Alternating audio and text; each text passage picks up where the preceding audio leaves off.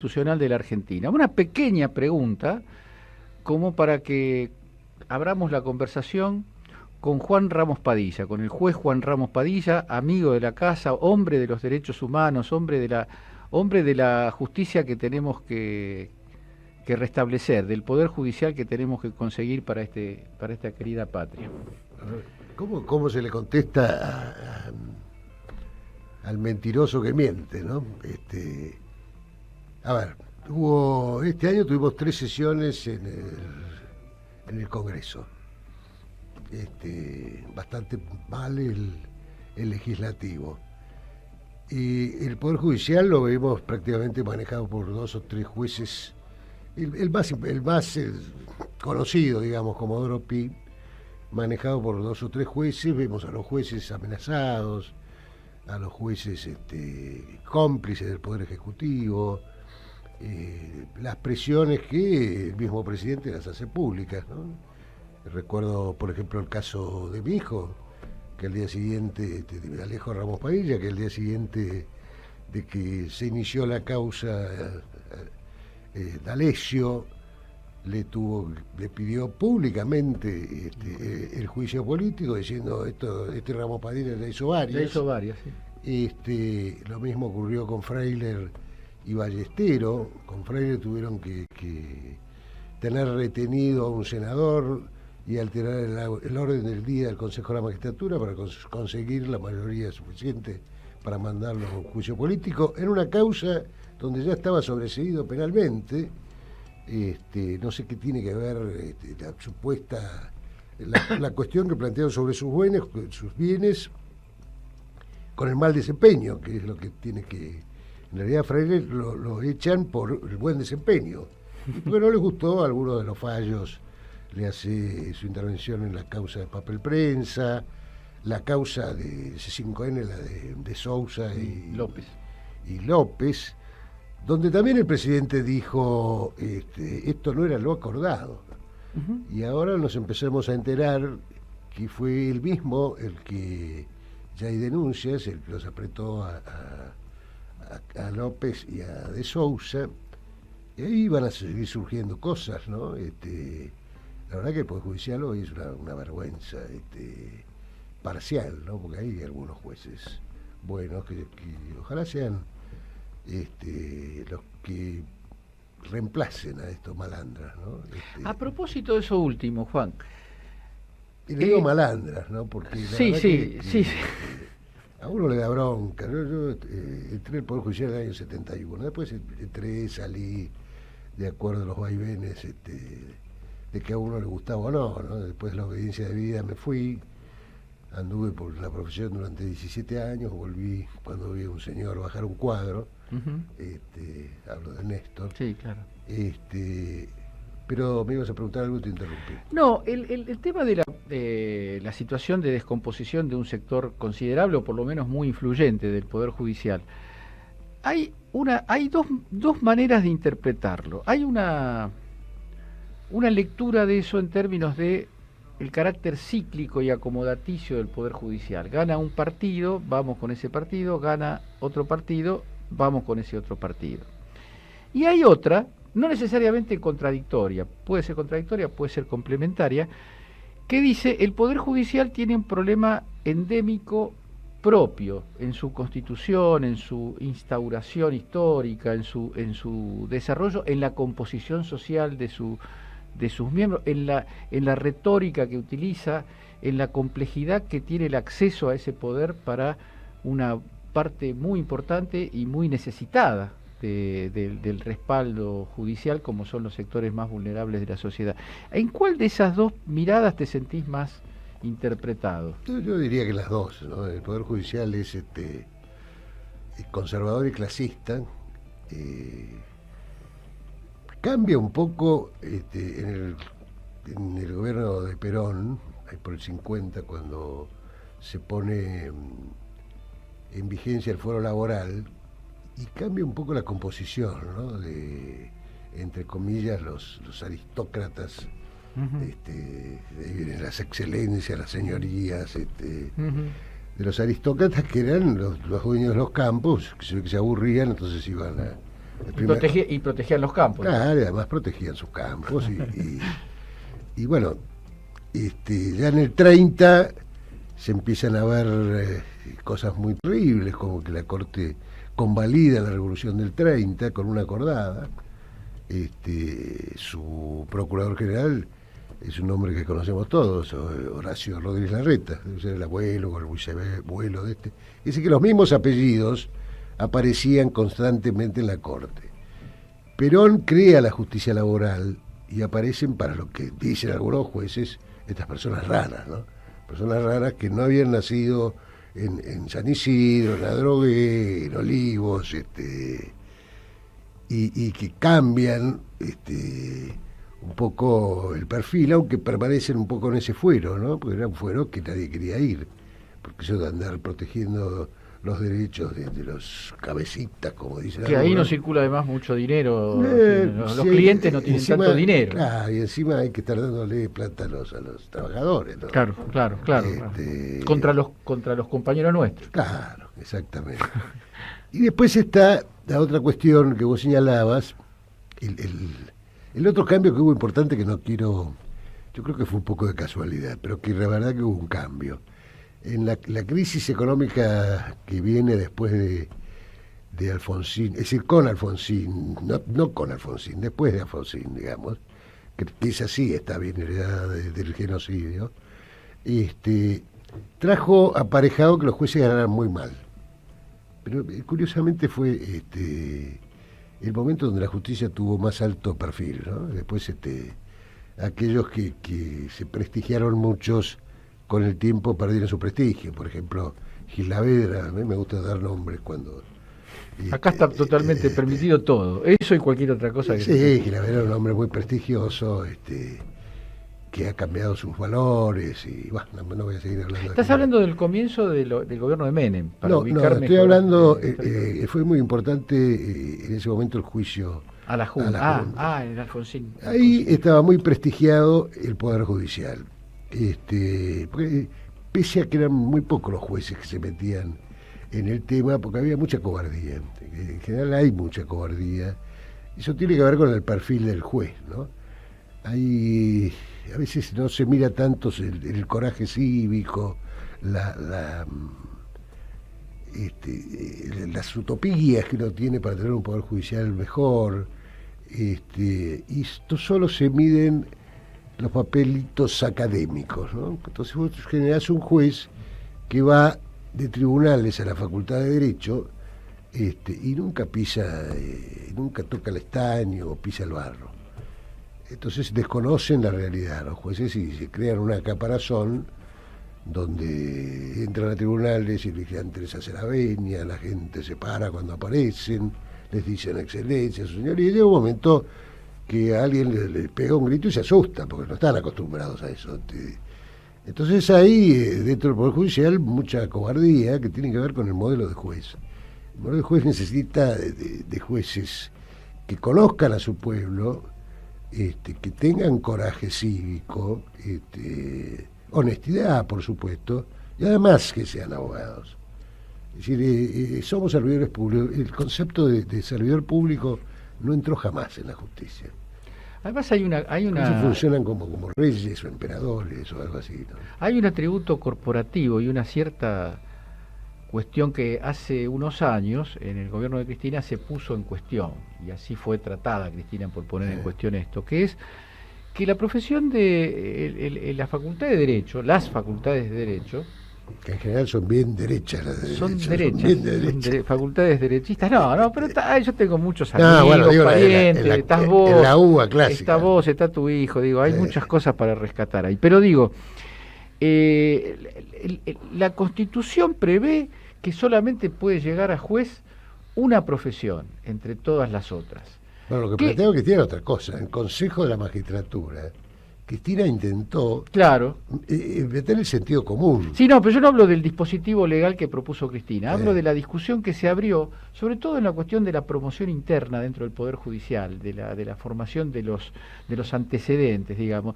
Hay una lógica que el abogado, el hijo, el nieto del abogado tienen como el camino despejado. Y además es un camino que puede desembocar en la condición de juez. Sí, sí. No así cualquier otra profesión que se nos ocurra. Fácilmente uno puede decir, bueno, por algo estudian Derecho. Se van a enojar los miembros de los tribunales colegiados, ¿no? Especialmente el mío. Las disputas que tenemos cada vez que hay que nombrar un empleado es que dicen que yo discrimino porque no quiero que vengan los hijos de los jueces. Porque parece que hay que darle una... La discriminación es esa. Claro, la discriminación es esa. Verdaderamente yo discrimino.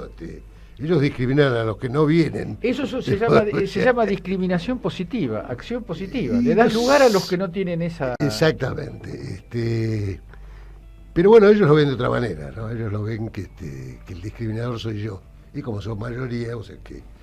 Eso queda establecido. Se vota 3-1, pero de vez en cuando alguno de la calle viene, y generalmente son los mejores, ¿no?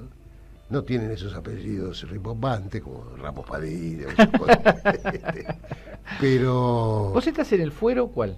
En el fuero nacional, en lo criminal nacional. Criminal nacional.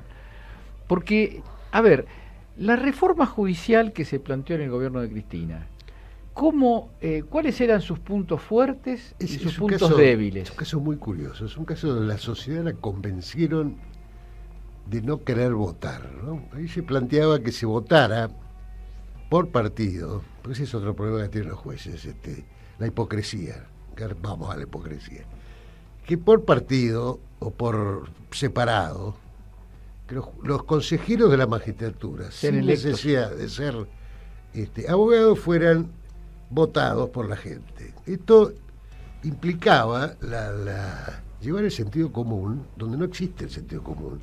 Si hay un lugar que no existe el sentido común, es en el Poder Judicial. Yo no me animo, estoy sacando los latinagos, ¿no? Pero como empecé en el año 71, no me animo a dar el paso final que dejarle llamar foja a la hoja. Claro. Porque me parece ya unas cosas sacrílegas, ¿no? He sacado la mayoría de los latinagos, pero lo de foja es como que no a veces trato, pero Ahora se está creando un estilo, en particular el juez Alejo Ramos Padilla, tu homónimo. Sí. Tu homónimo, leyendo las cosas que...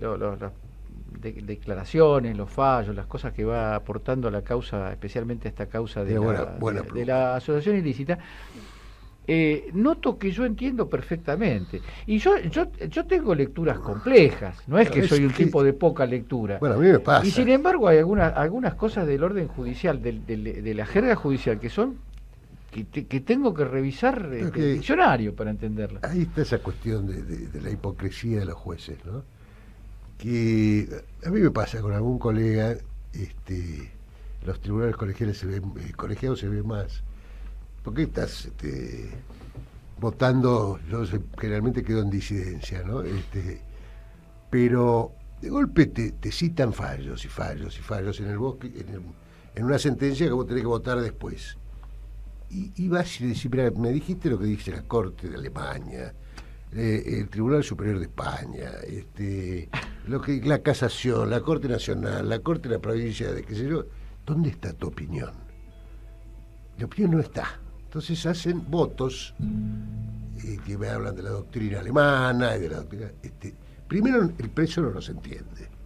Ahora, eso sí, son piezas maravillosas para llevar a la facultad. Sí. Pero el pobre tipo que le metiste 15 años de prisión no entendió nada. Porque le hablaste un poco en latín, le hablaste de la doctrina que piensan los alemanes de tal cosa y de tal otra. Y el pobre tipo se va con sus 15 años bajo el brazo sin saber de qué se trata esto. ¿De qué se trata? Me parece que el modelo de juez tiene que cambiar. Y por eso yo decía que fue muy curioso que la gente no quería votar cuando se le daba la oportunidad de elegir, por ejemplo, la ley, no sé, hipócrita, la hipocresía de los jueces, que la ves en tribunales mucho, no se puede hablar de política. Y no hablo de política partidaria, ¿no? De política. Yo soy, no me gusta el neoliberalismo, estoy hablando de este partido o aquel partido. Porque si no te gusta el neoliberalismo está mal, ahora si te gusta por ahí... Y por ahí te dejan, tal cual. No, pero tiene sus consecuencias. Y me voy a ir de nuevo por las ramas. pero quiero terminar el concepto de hipocresía. Sí, sí.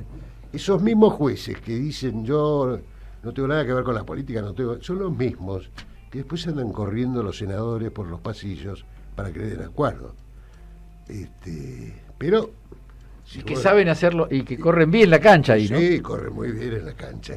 Así que eso es una hipocresía terrible. Y después quería agregar otra cosa, pero se me fue. Ya vendrá. Ahora, en ese supuesto apoliticista, ahí hay una tensión, porque la idea de la justicia como equilibrio, los ojos vendados y todas esas cuestiones, está la idea de que una percepción política, cualquiera sea esta, le quita objetividad y le quita imparcialidad. ¿Tiene que ser absolutamente objetivo e imparcial un juez? ¿O tiene que considerar, por ejemplo, con toda la estructura legal de los atenuantes, de las circunstancias, de las condicionalidades que un determinado fallo tiene que contemplar? Te voy a dar un par de ejemplos sobre esto que estás diciendo vos. Hay jueces que consideran atenuante cualquier tipo, yo soy uno de ellos, cualquier tipo de ataque hacia una mujer. Incluso la violencia para el robo, para el hurto, precisamente porque estás eligiendo a alguien más débil. En atenuantes y agravantes es donde se define qué es lo que le interesa al tipo que está detenido, ¿no? Claro. Y donde más probabilidades hay de falta de fundamento, o por qué termina poniéndose entre 5 y 15 años una determinada pena. Pero hay otras cosas que son más claras. Por ejemplo, en materia de suspensión de juicio a prueba, una de las alternativas que tienen los jueces es ordenar horas de trabajo no remunerado. Yo tengo un criterio, estoy ahí en soledad, de que en tiempos, y eso tiene que ver con mirar la realidad, ¿no? Perdonen la autorreferencia. En tiempos de desempleo, vos no podés mandar a una persona que está buscando trabajo o que tiene amenazado su trabajo a que haga horas de trabajo gratis. Porque esto no solo le genera un daño a esa persona que mediante este beneficio que tiene, no, uno le da una suspensión de juicio a prueba, pero a veces le ponen tantas condiciones, un horario tan cargado, que le empieza a ir mal en su trabajo y lo puede perder. Sobre todo en estos tiempos donde la gente tiene temor de perder su trabajo. Es una buena solución, pero para cuando hay el pleno empleo. Entonces, ¿qué es lo que ocurre? Es que los jueces no saben lo que pasa en el mundo, no saben lo que pasa en la vida. ¿Y le interesa saber lo que pasa, así como promedio? No, yo creo que les interesa más. Ellos armaron una especie de caparazón. ¿Viste como los médicos dicen, mirá qué lindo cáncer, o qué lindo, qué tumor maravilloso. Y los jueces tienen eso, más o menos eso, qué lindo homicidio. Bueno, estas son deformaciones profesionales, pero también son una manera de protegerse, ¿no? De protegerse, en realidad el juez trabaja con pero además hay una personas. Yo pasé por las aulas de la Facultad de Derecho, allá lejos y hace tiempo. Pobre. Sí, pobre Facultad de Derecho, especialmente. No, pero hay una condición propensa a la abstracción. En el derecho como ciencia, vamos a tomarnos en serio la existencia de una ciencia jurídica que ha producido grandes pensadores, grandes científicos. Y esa enseñanza va marcando un poco el mundo ideológico del futuro y después del abogado en la práctica, llevando una situación en la que lo profesional se convierte en un renegamiento de la condición humana, porque si yo tengo que ser inmune a todos los factores externos que influyen en el juicio sobre un determinado hecho, eso es más propio de una computadora que de un ser humano. Sí, a veces se pierde el objetivo, que es administrar justicia, que es ser servidor, y quedan enredados los jueces en el derecho francés o el derecho alemán, y en estas teorías que son muy buenas para discutir en la facultad, pero no sirven para administrar justicia, no sirven. Yo he estado dando charlas en algunos, ahora pronto voy a ir a la 1, a la Villa de Retiro, La 31. a la 31. Pero estoy dando clases en algunos lugares de gente de clase media-baja. Y el otro día me dicen, por ejemplo, yo, perdón, doctor, nunca vi un juez. Este es un déficit. ¿Qué es un juez? Claro, la primera vez que veo un juez, venga, tóqueme. Le dije yo, esta es la distancia que hay entre el ciudadano, ojo, de clase media, con estudios secundarios, que ven la justicia tan lejos. A las villas de emergencia quiero ir para aprender yo, ¿no? Uh-huh. Y no perder ese contacto que el juez tiene que tener con la gente, necesariamente. Para conocer también el sentido de justicia que tiene la gente, ¿no? Que puede no coincidir con la letra de las leyes, ¿no? Exactamente. Uno aprende ahí, por ejemplo, la cuestión de la violencia, ¿no? Y ve que en estos lugares donde hay mucha pobreza no hay servicio de policía. Vos tenés un problema en tu casa porque tu vecino te pone la música hasta altas horas de la noche, todo lo que da. Entonces llamás a la policía, viene un policía, le golpea al vecino, le dice, señor, baje la música, y resolvés tu problema. Golpea la puerta, pues si salió golpea al vecino. Eso es un no, al vecino no. Golpea al vecino no. No, golpea al vecino no. Golpea al vecino pasa en estos lugares donde no hay servicio de policía. Ahí no tenés más remedio que usar la violencia. Y los pibes que están viviendo ahí ven el tema de la violencia. Un pibito que está abriendo la puerta de los taxis en Constitución está trabajando. Entonces, pero primero recibe la violencia de los otros pibes que le disputan la parada. Después el del policía que les quiere sacar una parte de lo que recaudan. Después un día lo llevan a un instituto de menores, donde le hacen de todo. Y lo transforman ya en un delincuente, se corta la relación con la familia, y después terminan yendo a la cárcel, donde ya terminan como delincuentes avesados, ¿no? Entonces lo que el Estado... Son escuelas de delincuencia. Claro, son carreras completas.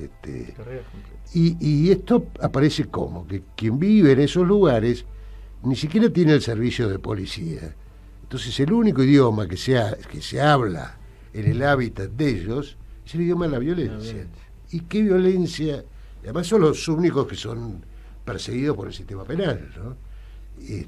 ¿Cómo no va a ser violento si desde chiquito vos estás viendo que todos los problemas se resuelven a cuchillo, a revólver, hasta una discusión de truco? O sea que a propósito de mi relación de amistad con Amado Vudú, empecé a ir con mucha frecuencia a Ezeiza. Y pude ver, entre otras cosas, que a Amado hace poco lo sacaron de la cárcel. El segundo rubio que hay. Bueno, y los visitantes. Yo siempre voy la estructura de las visitas te dice a quién van a visitar. Claro, tal cual. No, yo cada vez que voy hasta que vinieron los presos políticos, cada vez que iba a los institutos carcelarios, medio en serio y medio en chiste le decía al director, si había algún rubio que lo llamara. Y el único que conocí fue a Rodrigo Puch, pero ahora se quedó pelado, así que... Luis Delía contaba, en ese mismo lugar donde estás sentado vos ahora, contaba que el día que llegó a la cárcel, no sé, lo hicieron recorrer, digamos, en la zona. Y él preguntó, el pabellón de los lavadores de dinero, ¿dónde está? Claro. ¿No? Claro. El pabellón de los ladrones de guante blanco, de los ricos. No hay pabellones de los ricos. Ahora con los presos políticos hay los presos políticos ya es otra clase de gente, pero pude comprobar en carne propia, actualizar, porque no era tampoco una novedad absoluta, la condición de castigo dirigido, ostensible, de humillación, de persecución, que significa un modo de la discriminación clasista en Argentina, y no es solamente en Argentina, ocurre creo yo, en todos los países del mundo, ¿no? La cárcel es un sitio definido en términos clasistas. No es el único país del mundo que pasa eso. No. En Estados Unidos, por ejemplo, hay Sí. cárceles específicas para los evasores de impuestos. Mirá vos. Que no los mezclan con los homicidas. Y por ahí a determinado tipo de juez le hace bien eso, porque se siente más cómodo. Yo creo que ahí hay un problema de culpa. Primero porque las cárceles son malas. En Argentina son peor que malas. Esa es otra cosa, que los jueces tienen que ir a las cárceles y darse cuenta de dónde mandan a cumplir penas antes de poner las penas así. Y las condiciones en las que los familiares visitan a los presos, o sea, y las horas que horas. tienen que pasar los familiares, ¿no? Totalmente, revisaciones. Porque la revisación, en realidad, se han hecho experiencias donde el que revisa, el revisado es el detenido, a pedido de los propios detenidos, que no les gusta que les manoseen a sus mujeres, cosa que pasa mucho en las visitas, en las cárceles, que las maltraten, que humillen cuando revisan los artículos que les llevan para comer, cuando muchas veces los presos se organizan y dicen, en vez de revisar a nuestras familias, revísenos a nosotros. Nosotros, claro. Y no sé por qué eso no se reglamenta, ¿no? Hay muchas cosas que sin dinero se pueden mejorar. Esto es simplemente el sentido común, pero no existe el sentido común en la justicia. Aparte hay una cierta una cierta ley no escrita en eso, porque el dinero, tener limpios los baños exteriores del penal no es una gran inversión de dinero. No. Parece que eso forma parte del castigo. Además, todos ellos quieren trabajar, bueno, hemos logrado que les den un pequeño salario, estipendio. Se llama, o algo así. Que eso es bueno, ¿no? Porque aminora la situación de la familia, que a veces la situación social es a tener en cuenta, la violencia que genera la desigualdad, ¿no? Esta es otra cosa que se ve también en las cárceles, y los jueces no advierten eso, no lo advierten cuando ponen 90 horas de probation, de horas de trabajo gratis. A mí no me gusta el trabajo esclavo por principios, ¿no? Pero a los jueces parece gustarles, ¿no? Se los mandan todos a Cáritas y al final no hacen nada, porque Cáritas ni siquiera estos que ven las cosas de otra manera mandan a estas personas a hacer un trabajo donde no hay trabajo. Claro.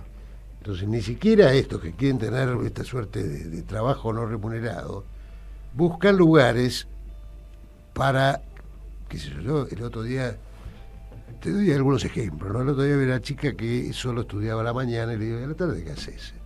Nada. Y no haces nada. Bueno, vos sí vas a ir a un comedor,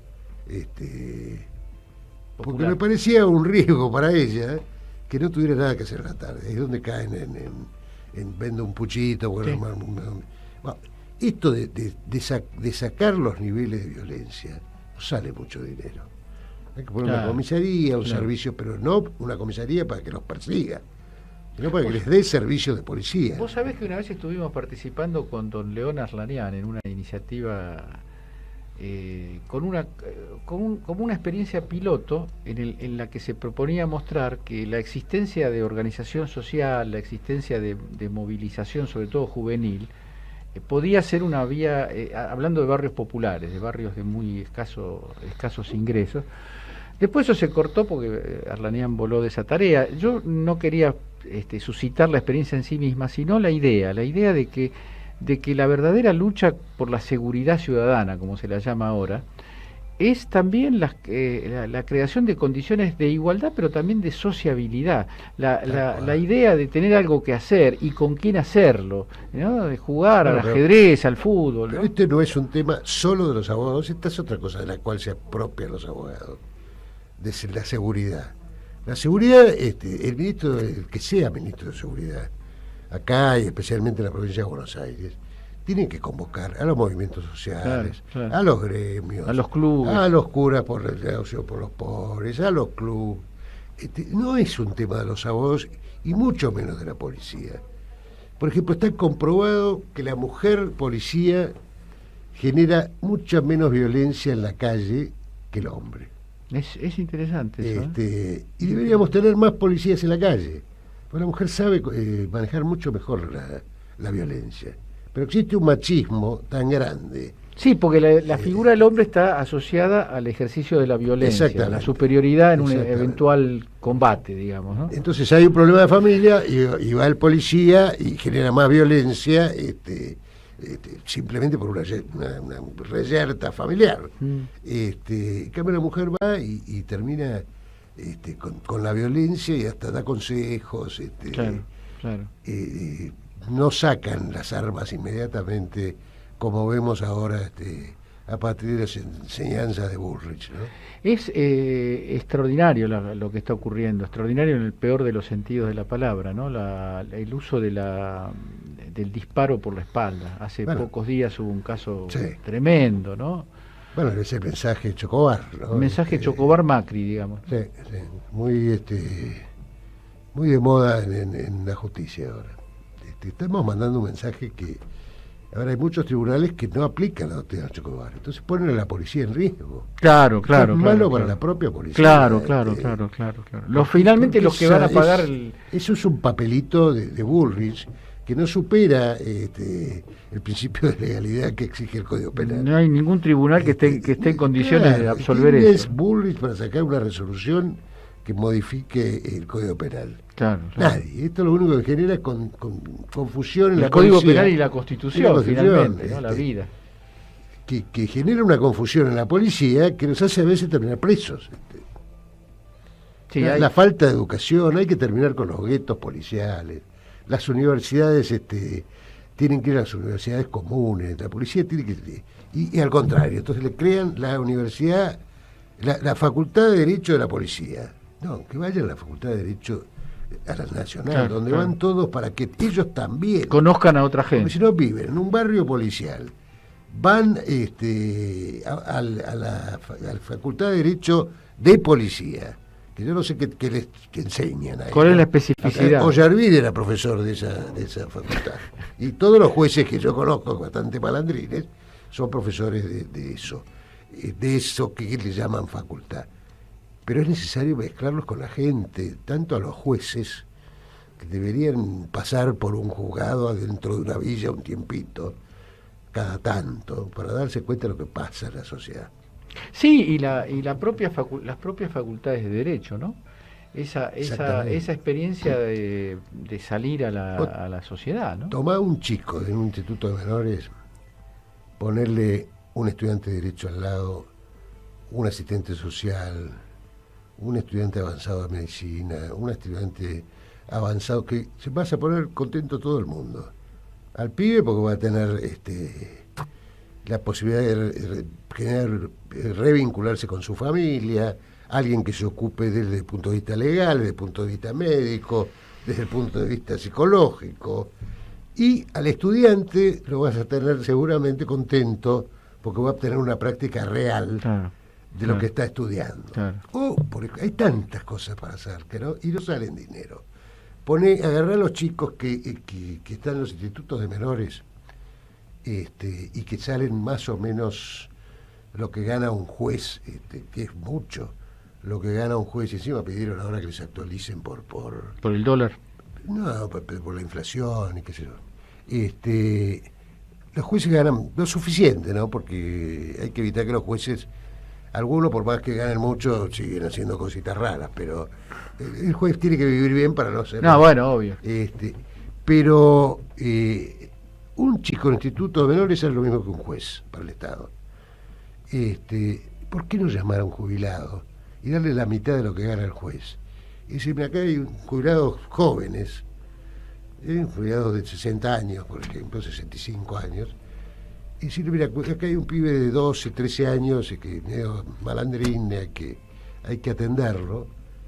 ¿Quieren cobrar la mitad del sueldo del juez? Bueno, ahorramos plata y vas a ver que con un poco de cariño, con un poco de comprensión. Estos pibes, yo lo he visto, ¿no? He visto como un asistente social en un motín había un pibe que no lo podía parar nadie. Y el asistente social le hizo 3 caricias y iba sacando los guardiacárceles retirados de encima. Y el pibe se calman. Entonces, hay formas de atender los problemas de violencia que no son solamente la violencia ni los papelitos, porque hay leyes, hay muchas leyes que le falta un artículo que tendría que decir derógase la realidad, ¿no? Para que los jueces estén entonces felices. Es la realidad virtual que ellos tienen. Sí, además hay una especie de fetichismo de la pena, ¿no? Es decir, la idea de que si yo aumento las penas a extremos escandalosos, parece que los potenciales delincuentes fueran mejores especuladores, claro, formados jurídicamente y especuladores. Y, no, entonces no voy a delinquir. Agarra del código y dice, hoy me toca violación. No, lo dejamos para otro día. No, pero es la simplificación propia de la desesperación, porque yo creo, a ver qué opinás sobre eso. Yo creo que el problema de la seguridad no tiene solución. Vos podés tener políticas para la seguridad, pero cuando un político dice, el problema de la seguridad lo vamos a solucionar así. Yo pregunto, ¿en qué país del mundo se solucionó el problema de la seguridad? Pero sí lo podés mejorar. Sí, lógico. Con evitando los niveles de violencia, que genera la desigualdad. En Chile. Es un tema. Los niveles, pero bueno, lo que pasa en las villas de emergencia, es más o menos lo mismo, ¿no? Porque si vos no respetás tu propia vida, como le pasa a los pibes que salen de las villas, claro. ¿Cómo vas a respetar la vida del otro? Como diría, parafraseando la famosa frase, es la desigualdad, estúpido, ¿no? Claro, porque pero no hacemos nada. Si realmente nada. Focalizáramos en esa cuestión, y si realmente llegáramos a un acuerdo político en que mejorar la situación de la seguridad es mejorar la situación de la igualdad, ya con ese principio, si realmente se respeta, tendríamos otra. Pero ¿cómo se puede ejercer la libertad? Esto vale para los liberales, ¿no? Me van a decir que soy medio sin igualdad. Hay que buscar un equilibrio muy fino entre la igualdad y la libertad. Totalmente. Porque si sos desigual nunca vas a ser libre. Un equilibrio muy fino que aprenda también de la historia de los intentos de los grandes fenómenos de igualdad que al afectar la libertad también terminaron fracasando, ¿no? Sobre todo con un Estado que se va y desaparece y no trata de nivelar estos dos principios que son fundamentales para la vida, ¿no? Sí, aparte cuando hay aparte de los poderes instituidos y legales, el Poder Judicial, el Poder Ejecutivo, está el gran poder de la formación de conciencias que son los medios de comunicación, ¿no? Digamos, los modelos de éxito que proponen, los modelos de frustración y fracaso que proponen, la violencia desparramada. Es muy difícil competir con eso, ¿no? Fíjate que todos los gatillos fáciles, los abogados piden juicio por jurados. Porque lo pierde, pero claro, el reo lo pierde. No lo condenan nunca al policía que mata. Al policía no, al reo es el que está. El muerto. El reo está muerto. El delincuente perdió de antemano. Ya el periodista. ¿Te acuerdas del caso Santos, del querido Santos? Sí, el que mató a ¿Te que le robó ¿Cómo se llamaba la víctima? No me acuerdo. Porque no lo decía nadie. No existe, ese es un delincuente. Ingeniero Santos y delincuente. Exactamente. Entonces, no conocemos a las víctimas, no conocemos la violencia. Fíjate, hay algo peor todavía. Los jueces se olvidaron para qué es la ley, ¿no? La ley es precisamente para generar igualdad. La ley está hecha para proteger al débil, no para proteger a las grandes empresas. Este es el ABC, el ABC del restablecer derecho. La igualdad donde se pierde. Sacar la violencia para intermediar entre el poderoso, que hace lo que quiere, y poner una ley que defienda al más débil. Porque si no, andamos a los garrotazos. Este principio tan fundamental lo desconocen los jueces. Estamos con el juez Ramos Padilla, lo estamos avisando muy tardíamente. Es decir, lo avisamos de entrada, pero con justa razón suelo recibir la crítica de que no actualizo con quién estamos hablando.